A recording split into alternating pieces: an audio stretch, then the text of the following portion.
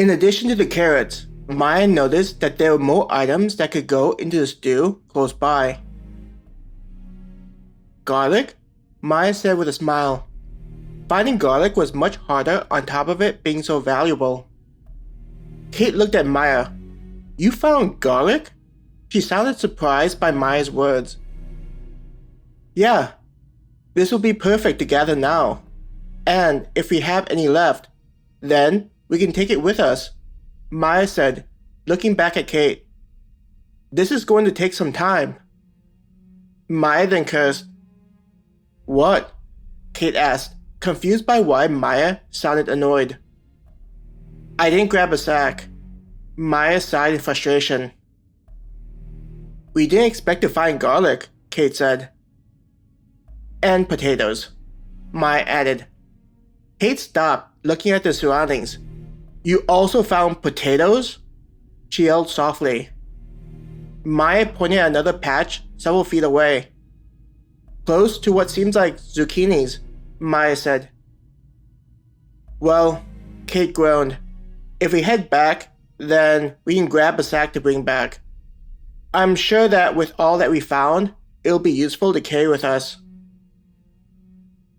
Though the forest was filled with life, it wasn't typical to find so many different types of vegetables growing nearby. Usually, it took them a little bit of time going from one tree to another, but they were fortunate to locate a spot with a diverse collection of items. Why don't you head back quickly and I'll keep harvesting all the stuff, Maya said. You're not kidding, right? Kate said. That wouldn't just be crazy, but also very dangerous. There's a reason why the two of us came out here. Maya understood what Kate was saying to her. But if something were to happen, then we'd have to run away. There may not be a chance to gather all of this. At least, if I stay here, I can gather as much as possible if something would happen, Maya said, while knowing that she was being foolish. If she had heard it from someone else, Maya would have dragged the person away. Before Kate could say anything, Maya added, The more we talk, the more likely we attract the attention of something we don't want being here. Seeing that she wouldn't be able to convince Maya, Kate growled, You better keep your eyes and ears open while I'm gone. She pointed furiously at Maya.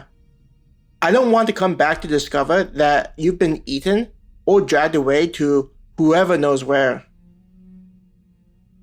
Standing there for a second, clearly looking torn about what to do, Kate then began running back to the camp, which was still in sight. Maya looked at Kate's figure that was running towards the camp before returning to gathering the food. Even if they didn't strictly need food in order to survive, eating vegetables would increase the amount of energy that they took into their bodies. As she finished digging up the carrots, Maya moved to where the garlic was located while leaving behind the unearthed carrots. While she moved, Maya took a quick moment to look at her surroundings to see if she spotted anything out in the void of the forest. I need to hurry up, Maya reminded herself. She had to force herself to move. I can understand why Celine had an episode, Maya talked to herself.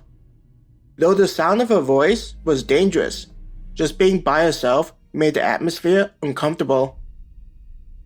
A light wind blew by and caused branches to creak. Maya tried to ignore the desire to look up, but when she heard a snapping of a twig, her head quickly looked up from harvesting the vegetables. Her heart beat heavily as she struggled to pierce the darkness around her. Should I run back to the camp? Maya said to herself quietly. Though she wanted to run back, at the same time, she didn't get the feeling that anything was out in the darkness. I should be good, she said in a shaky voice. It won't be long until Kate comes back with the sack. Then, she'll be able to look out for any monsters.